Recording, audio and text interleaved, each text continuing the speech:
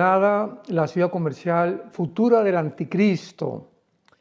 Estamos estudiando realmente el capítulo 18 del libro del Apocalipsis, donde encontramos la descripción de una ciudad comercial.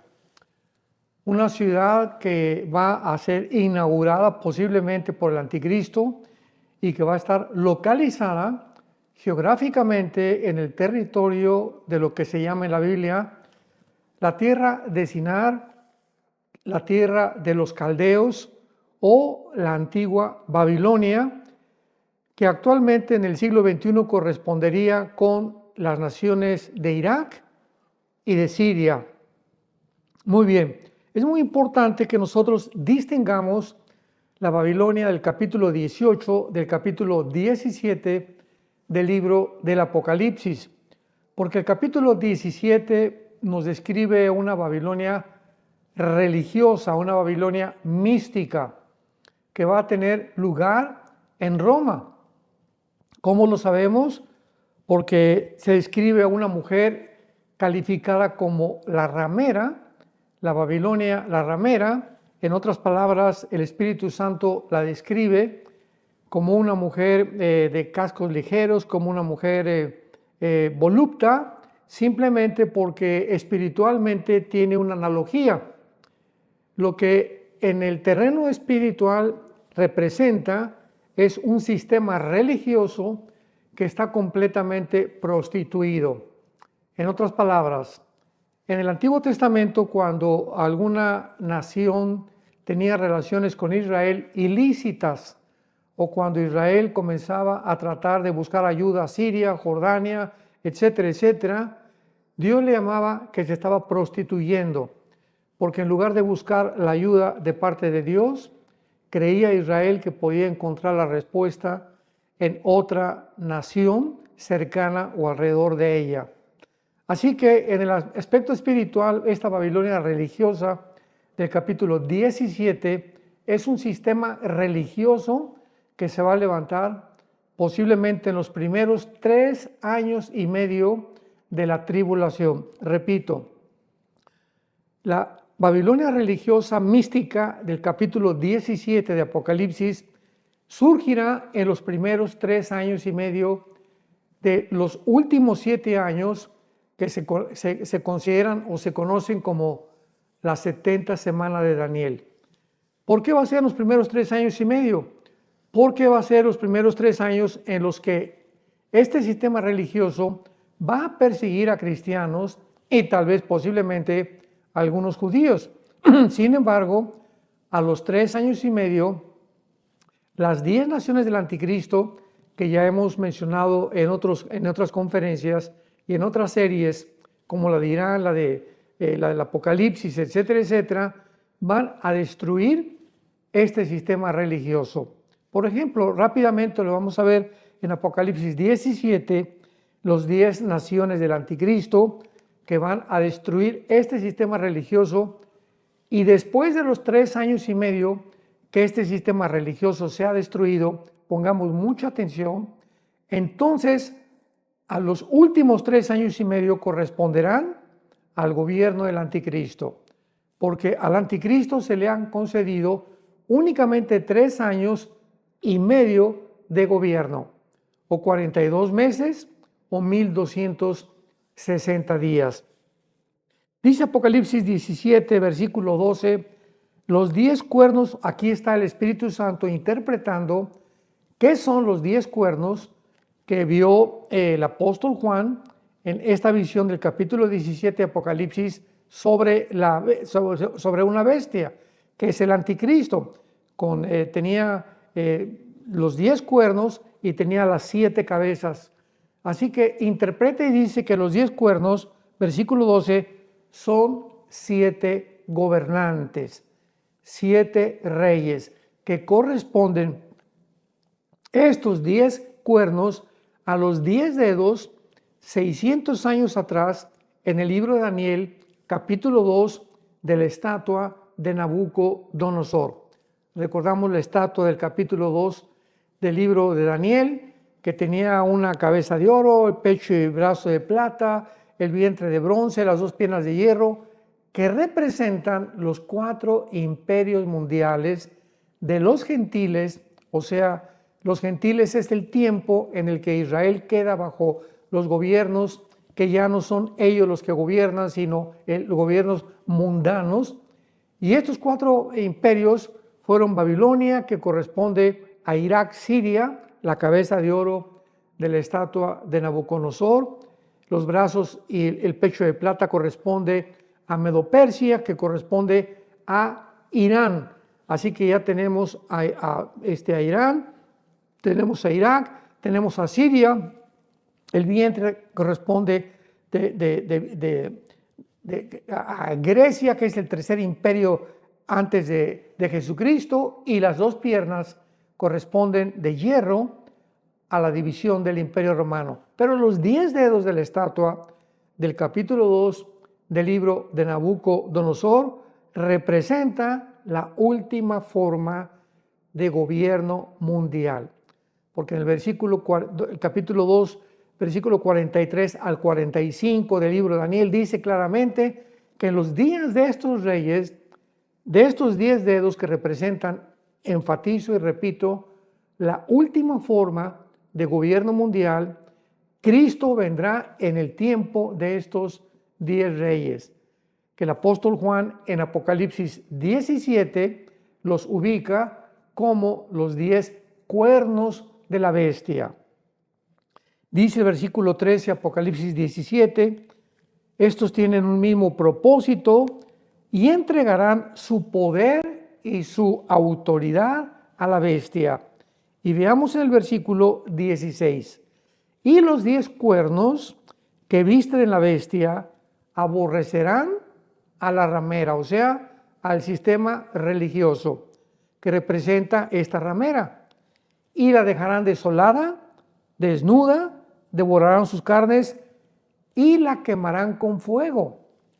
Y el versículo 18 ya no nos deja lugar a ninguna especulación en cuanto a qué representa esta mujer ramera o este último sistema religioso que surgirá en los primeros 3 años y medio de la tribulación. Dice el versículo 18, y la mujer que has visto es la gran ciudad que reina sobre los reyes de la tierra. En otras palabras, podemos preguntarnos, ¿qué ciudad en el tiempo del apóstol Juan, hace 2000 años, reinaba sobre el mundo conocido? La respuesta es muy simple, la ciudad de Roma. Así que estará en la ciudad de Roma, está el centro, el epicentro, el corazón de este sistema religioso. Pero la Babilonia del capítulo 18, que es la que estamos estudiando, o la ciudad comercial, es completamente diferente, va a terminar de una forma diferente, y esta ciudad es comercial. La del capítulo 17 es religiosa. Vemos algunas cosas muy importantes e interesantes para que podamos entender toda esta serie y el libro principalmente del Apocalipsis. El Apocalipsis no se encuentra en un orden cronológico. ¿Por qué? Porque hay pasajes intercalados. Y si no descubrimos esto, no lo vamos a entender. Vamos a ver un ejemplo. Por ejemplo, en el capítulo 17 de Apocalipsis, vamos a ponerle el encabezado, porque el orden en la Biblia está el capítulo 13, 14, 15, 16, 17, 18, 19, 20, 21 y 22, ¿verdad? Es el orden que está en la Biblia. Pero el orden corresponde, en primer lugar, al capítulo 17. En el capítulo 17 encontramos, repito, el sistema religioso de la figura mística de una mujer ramera. Los mártires del futuro, los 10 gobiernos que odian a la ramera, etcétera, etcétera. Después, enseguida, o sea, primero es el capítulo 17 y después el capítulo 13, que en la Biblia se encuentra anteriormente al 17. ¿Por qué? Porque en el capítulo 17 está el anticristo formando realmente el gobierno de la bestia con el sistema religioso en el capítulo 13, ya está gobernando. Entonces el capítulo 13 va después del capítulo 17 del Apocalipsis. Y ya encontramos en el capítulo 3 el anticristo, el gobierno del anticristo, el falso profeta que va a marcar con el 666 a la gente, etcétera, etcétera. Y en el capítulo 18 encontramos la ciudad comercial o final que se convertirá en los cuarteles generales por una época del anticristo, porque posiblemente al final moverá su campamento el anticristo, de acuerdo a Daniel 11, 35 al 45, a la ciudad de Jerusalén. Muy bien, entonces vemos claramente, ¿verdad?, que este es el orden cronológico que la Biblia nos describe realmente del libro del Apocalipsis, principalmente los últimos capítulos.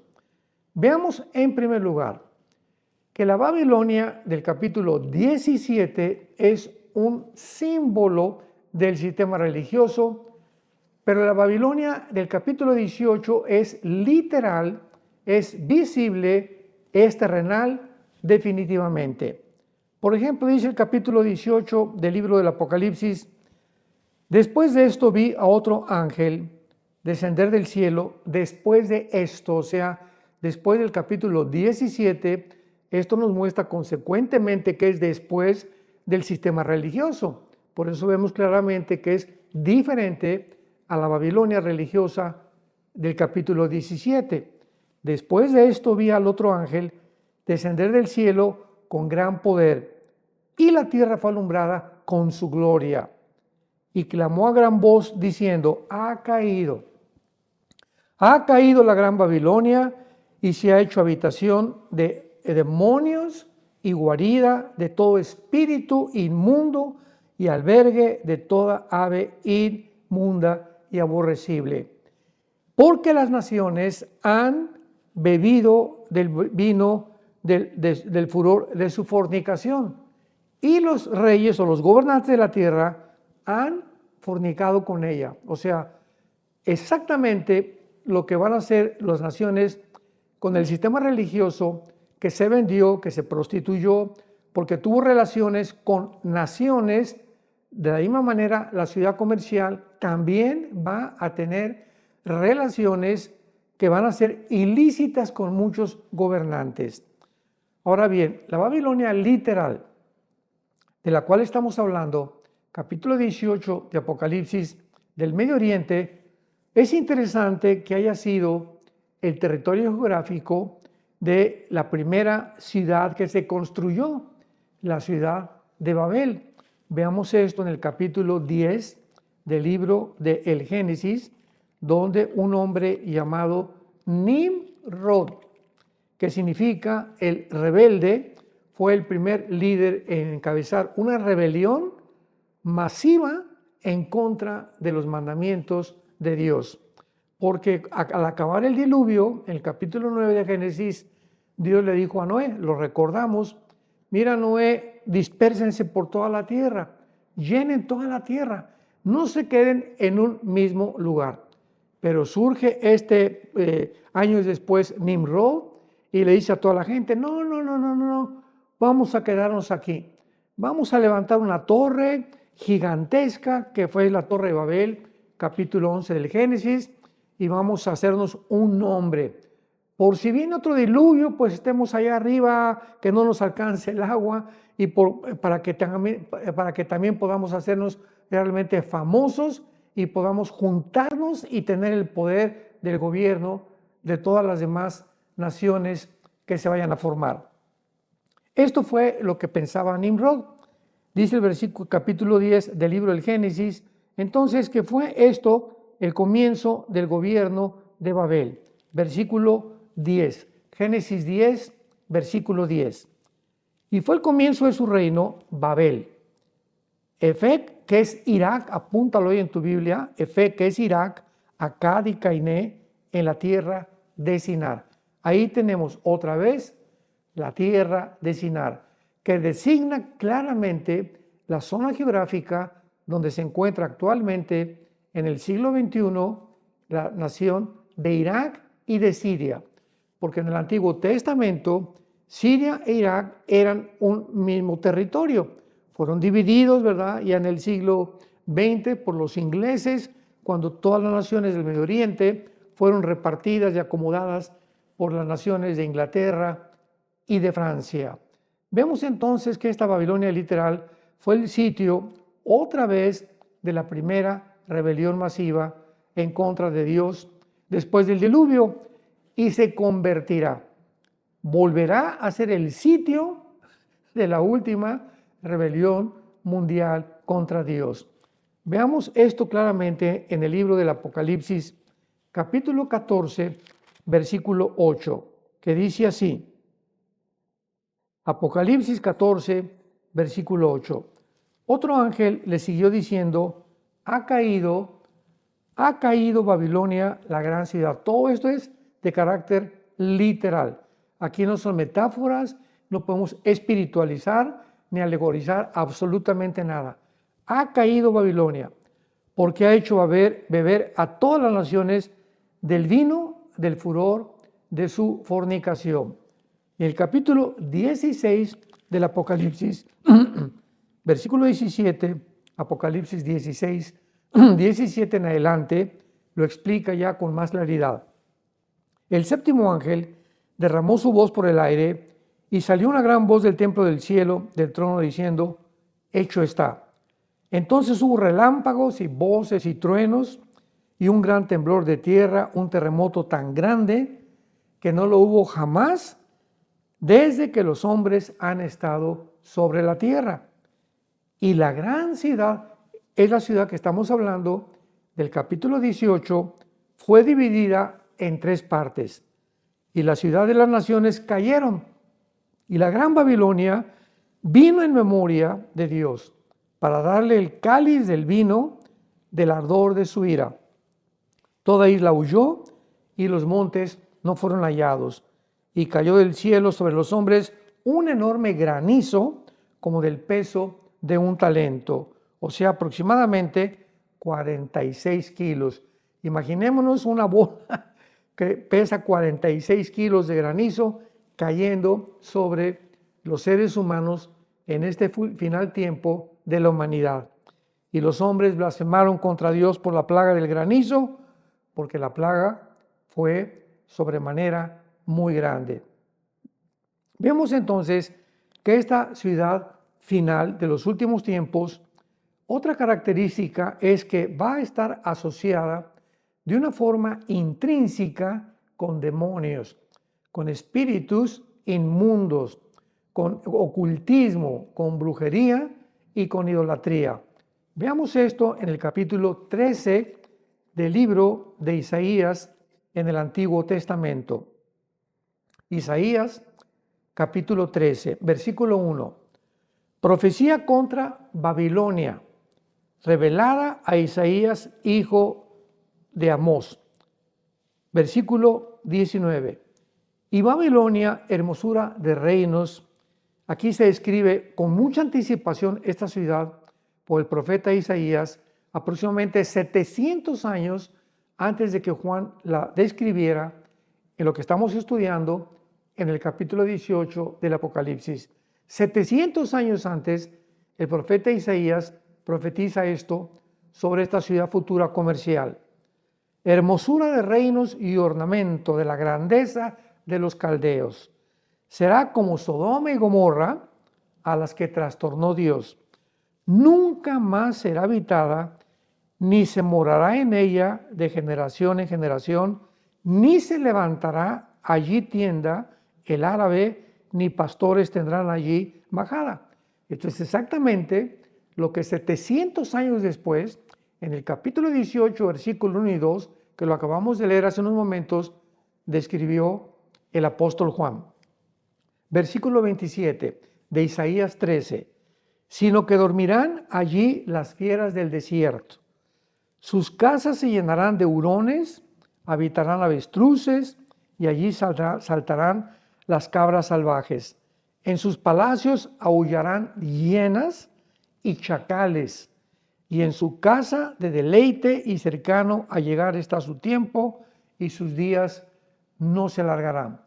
Así que esto es exactamente lo que acabamos de leer en el capítulo 18, versículo 2, que finalmente esta ciudad comercial, cuando sea destruida, se encontrarán demonios, chacales, espíritus inmundos, porque será un centro mundial de la brujería, lo mismo que fue la Babilonia del tiempo del rey Nabucodonosor, en el capítulo 2, 3 y 4 del libro de Daniel. Así que vemos claramente que siempre hay conexiones en la Biblia que tenemos que hacer para que podamos entender que esta Babilonia del Antiguo Testamento está conectada con la Babilonia en la que terminará en el mismo territorio geográfico donde se encontraba en el Antiguo Testamento la ciudad final, que es el centro y el territorio de Irak y de Siria. Ahora veamos también varias profecías relacionadas con esta Babilonia literal que se van a cumplir de una forma completamente literal.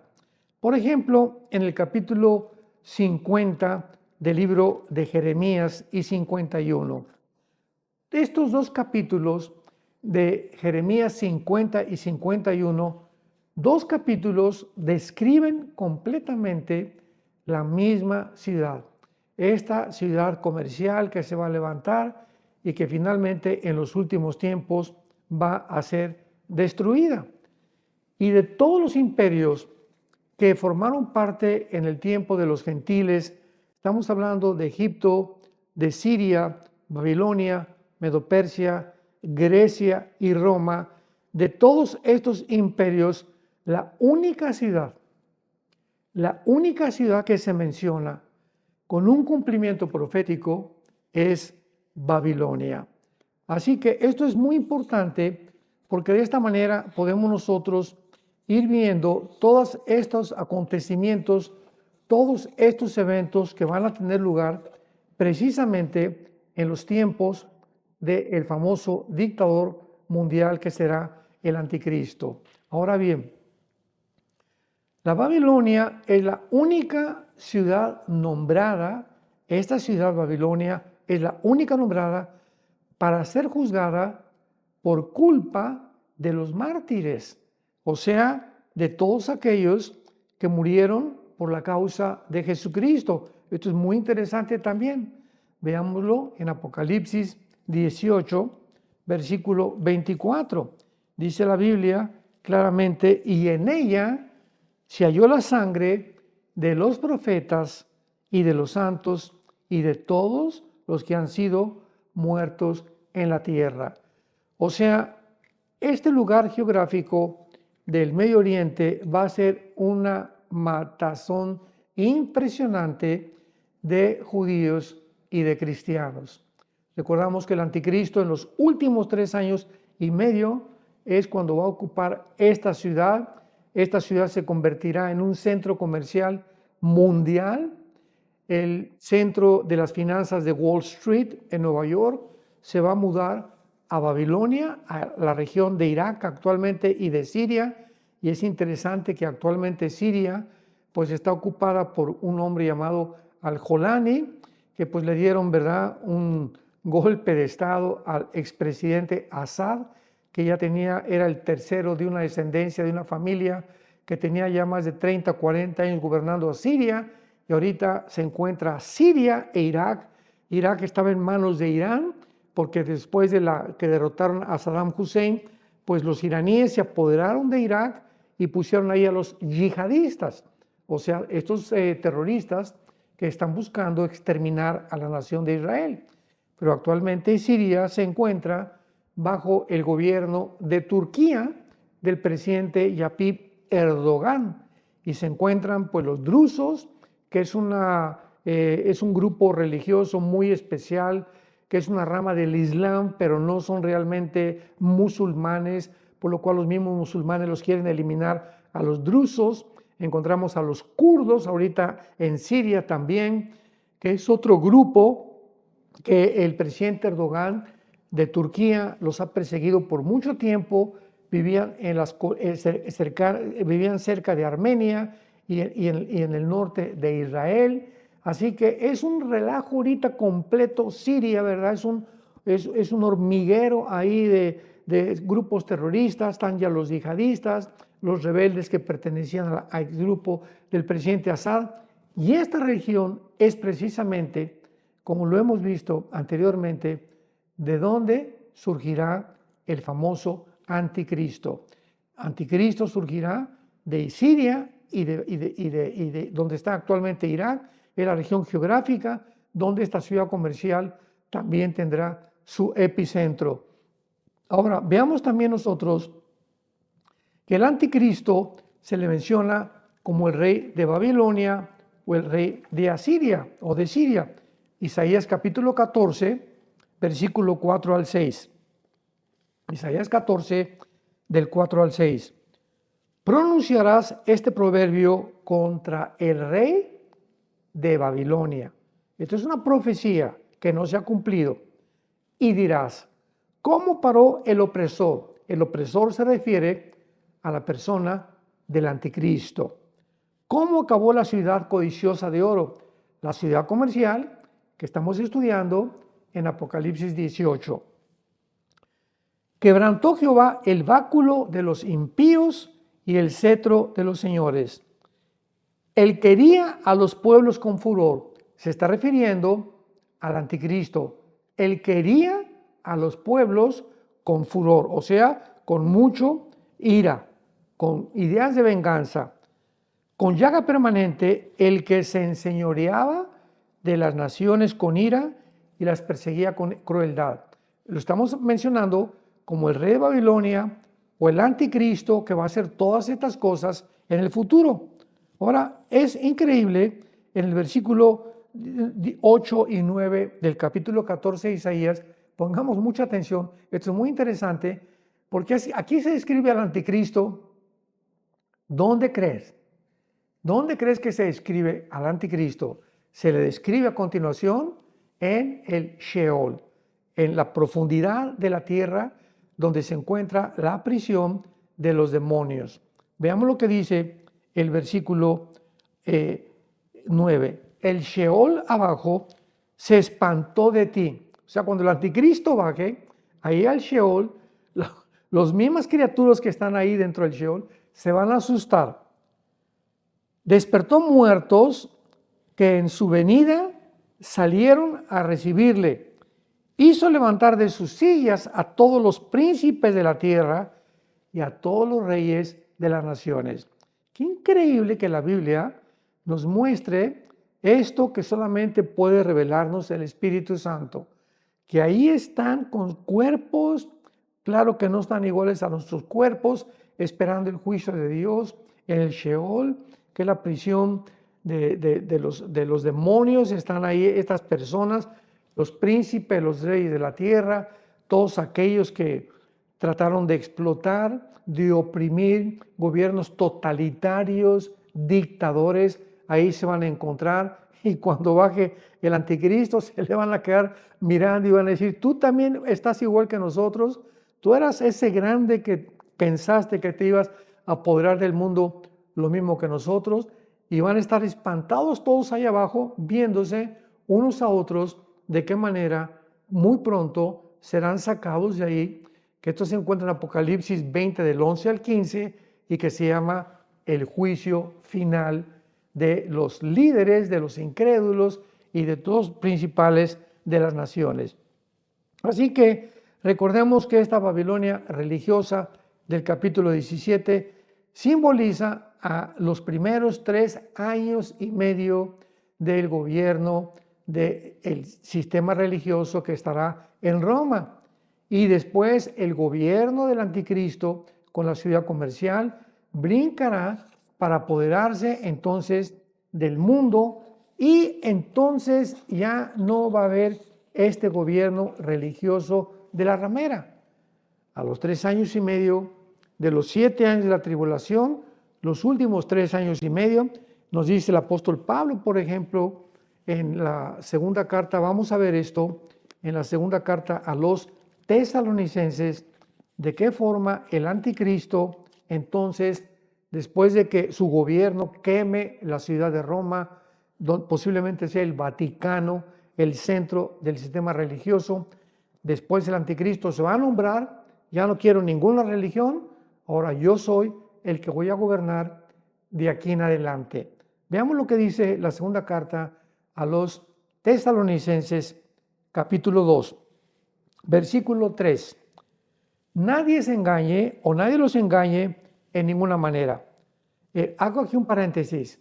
Esta carta de la segunda a los Tesalonicenses, la iglesia tesalónica, el apóstol Pablo la mandó porque en la primera carta les habló sobre el rapto. En la primera carta a los Tesalonicenses, capítulo 4, versículo 17 en adelante. Y les dice que el Señor vendrá como ladrón en la noche, vendrá el arrebatamiento, etcétera, etcétera. Y en el capítulo 2 les manda otra carta, el apóstol Pablo, a la misma iglesia de Tesalónica, para explicarles, porque recibió noticias Pablo, que ellos creían que ya estaban en la tribulación, que ya estaban en la tribulación y que ya porque el anticristo iba a surgir, etcétera, etcétera, estaban muy asustados. Y esto lo dice del versículo 2 del capítulo 2 de la segunda carta a los tesalonicenses. Versículo 2, no se dejen mover fácilmente de su modo de pensar, ni se conturben ni por espíritu, ni por palabra, ni por carta, como si fuera nuestra, en el sentido que el día del Señor está cerca. La frase o el término el día del Señor describe tanto en el Antiguo Testamento como en el Nuevo Testamento los últimos 3 años y medio de la gran tribulación. Y muchas veces cubre parte del milenio porque es la consumación de la ira de Dios. Así que estos cristianos estaban muy asustados y Pablo les dice, ya no hagan caso de cartas que le están mandando, y les explica por qué no se encontraban ellos en la tribulación. Versículo 3, no los engañe nadie, porque no vendrá, o sea, la tribulación sin que antes venga la apostasía y se manifieste el hombre de pecado, el hijo de perdición. En otras palabras, si el anticristo no se ha manifestado, entonces no se preocupen, no están en la tribulación. La tribulación todavía no ha venido, porque el que inicia la tribulación, ¿quién es? Pues la persona del anticristo. ¿Y cómo inicia la tribulación? De acuerdo a Daniel 9:27, cuando el anticristo firme un tratado, se va a sentar con el gobierno de Israel en una mesa y les va a firmar un tratado garantizándole al pueblo de Israel, Daniel 9:27, que él los va a proteger por los próximos 7 años. Así que así comienza la tribulación. Entonces, si el anticristo no ha aparecido, pues no puede haber tribulación. Es lo que Pablo les está diciendo. Y dice el versículo 4, Pablo comienza a describir las acciones del anticristo, el cual se opone y se levanta contra todo lo que se llama Dios o es objeto de culto, tanto que se sienta en el templo de Dios, que va a ser, esto nos habla que va a ser reconstruido el tercer templo judío, como Dios haciéndose pasar por Dios. O sea, una vez que el gobierno del anticristo, Apocalipsis 17, como lo vimos anteriormente, quemen la ciudad del sistema religioso, que será el Vaticano, el anticristo, los últimos 3 años y medio de su gobierno, se va a sentar él en el templo judío, y ahí ese sistema religioso que ya va a ser quemado, desaparecido, los últimos 3 años y medio, el anticristo va a establecer su propia religión. Dice que se va a pasar por Dios. En otras palabras, una vez que se queme la ramera, el sistema religioso que se prostituyó, el anticristo va a decir, aquí no hay Dios más que yo. Y los últimos 3 años y medio es cuando va a mandar que el falso profeta, Apocalipsis 13, marque con el 666 a toda la gente que se rehúse a adorar a quién, adorarlo a él. Entonces el anticristo se va a colocar como Dios.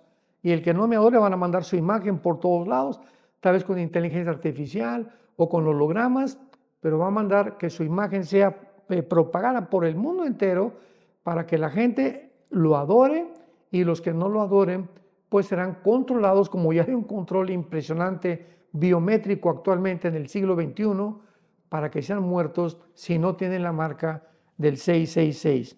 Y entonces el versículo 5 de la misma segunda carta a los tesalonicenses, capítulo 2, versículo 5, les dice el apóstol Pablo: ¿qué no se acuerdan que cuando yo estaba con ustedes les decía esto? O sea, Pablo ya les había explicado claramente. O sea, no tenían por qué asustarse. Pero así somos los cristianos. Muchas veces hemos leído y leído la Biblia y de repente viene un acontecimiento que ya lo habíamos leído y nos asustamos creyendo, porque he oído que muchos cristianos creen que estamos en las trompetas. Otros me han mandado correos preguntándome que si ya estamos en la tribulación. Pues están casi igual que la iglesia de Tesalónica, ¿verdad? Como no leemos claramente o no nos recordamos aquellas cosas que están escritas, y pues estamos nuestra mente en otro punto, en otro lugar, y olvidamos completamente lo que hemos aprendido.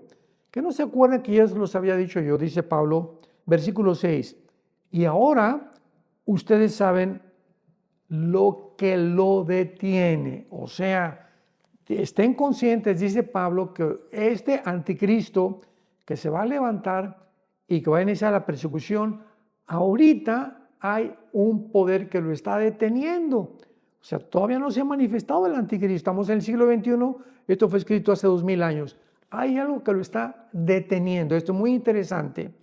Ustedes saben lo que lo detiene, a fin de que a su debido tiempo se manifieste. O sea, Dios tiene un tiempo para que este poder que está deteniendo al anticristo sea quitado del medio. Y cuando este poder sea quitado del medio, el anticristo va a surgir en el mundo. Y dice el versículo 7, porque ya está en acción el misterio de la iniquidad.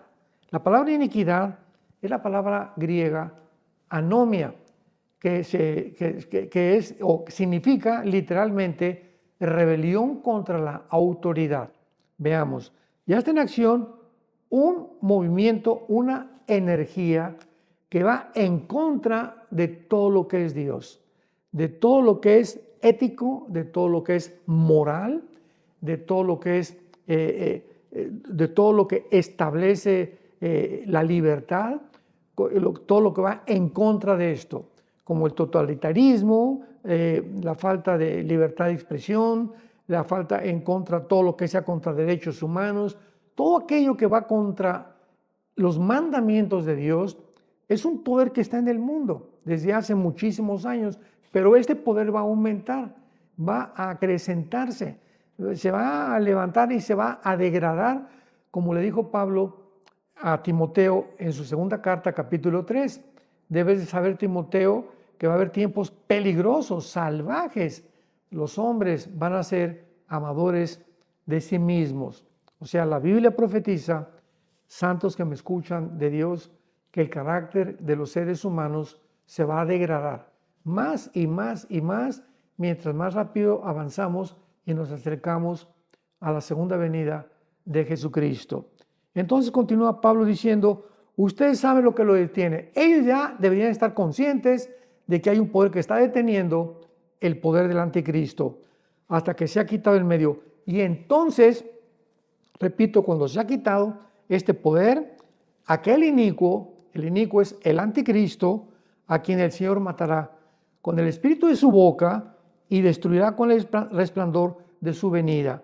Entonces se manifestará aquel inicuo cuando este poder se ha quitado. Pregunta, ¿qué es este poder que está deteniendo que el anticristo se manifieste? Pues es muy sencillo, no puede ser el ángel Gabriel, no puede ser el arcángel Miguel, no puede ser ningún poder más que el poder de Dios. Dios es el que controla el mundo espiritual y este poder es el poder del Espíritu Santo. Entonces, ¿qué es lo que está Pablo diciéndoles? El Espíritu Santo por primera vez vino al mundo en el día de Pentecostés para hacer morada en todos nosotros los cristianos. Fuimos en el momento en que el Espíritu Santo vino en Pentecostés hace 2000 años, los cristianos hemos recibido la presencia divina dentro de nosotros de Dios. Y en ese mismo momento en que tú recibiste a Cristo como tu Salvador, fuimos sellados. Dice Efesios capítulo 1 que fuimos sellados con el Espíritu Santo hasta el día de la resurrección, hasta el día en el que el cuerpo se ha transformado a la imagen y semejanza de Jesucristo, Filipenses 3, 20 y 21. Entonces el Espíritu Santo estamos sellados y un sello significa propiedad y significa también pertenencia o protección. Entonces, así como yo recuerdo hace muchos años cuando pues viví en un rancho, cuando era joven, al ganado se le marcaba se le ponía una marca a una vaca, a los becerros, a los caballos, con un fierro caliente, hirviendo, ¿verdad? Con el símbolo de la ganadería a la que pertenecían. Por ejemplo, si pertenecían a don José Martínez, el ranchero José Martínez, era una J y una M. Con un fierro caliente se le marcaba, indicaba que esa vaca, ese caballo, ese becerro le pertenecía a José Martínez. Y si esa vaca se pasaba a otro rancho o rompía un cerco, pues con esa marca reconocían los otros rancheros que no era de ellos. Entonces implicaba propiedad, indicaba protección también, de que no se lo fueran a robar. El Espíritu Santo nos ha sellado. Significa que tenemos la presencia de Dios. Esto los demonios lo saben. El mundo espiritual está consciente que los cristianos estamos sellados, que estamos poseídos por un espíritu que es el Espíritu Santo y al mismo tiempo que Dios nos está protegiendo, porque esto nos habla que le pertenecemos ya a Dios para siempre. Entonces, esto nos habla claramente, ¿verdad?, de la pregunta si los demonios pueden poseer a un cristiano. No, porque la posesión implica pertenencia y ya le pertenecemos a Dios, pero sí pueden influir en nuestra mente, ¿verdad?, con pensamientos, pueden provocarnos enfermedades, pueden hacernos que nos desviemos del camino de Dios, pero poseernos ya no lo pueden hacer, porque ya le pertenecemos a Dios eternamente. Entonces, cuando el Espíritu Santo, cuando la iglesia salga en el arrebatamiento, en el rapto de la iglesia famoso que ya mencionamos, pues el Espíritu Santo se va junto con nosotros. Pero no significa que el Espíritu Santo ya no esté en el mundo, porque recordamos que el Espíritu Santo es, ¿qué cosa? Omnipresente. Entonces, esto significa que el Espíritu Santo va a seguir en el mundo, la iglesia ya no está, pero va a operar, esto es importante, va a operar de otra manera como operó en el Antiguo Testamento. ¿Cómo operó el Antiguo Testamento el Espíritu Santo? Bueno, venía el Espíritu Santo, entraba sobre Sansón, y Sansón en el libro de los jueces tenía una fuerza increíble. El Espíritu Santo se salía de Sansón y Sansón era un hombre común y corriente como tú y como yo. Venía el Espíritu Santo sobre David y, por ejemplo, el Salmo 22 que escribió David: Dios mío, ¿por qué me has desamparado? Horadaron mis manos y mis pies. 1000 años antes que que Jesucristo muriera, David escribió las palabras de Jesús que pronunció en la cruz por el Espíritu Santo. Se iba el Espíritu Santo y David era un hombre, ya no era poeta, ya no estaba inspirado, porque es la forma como el Espíritu Santo operaba.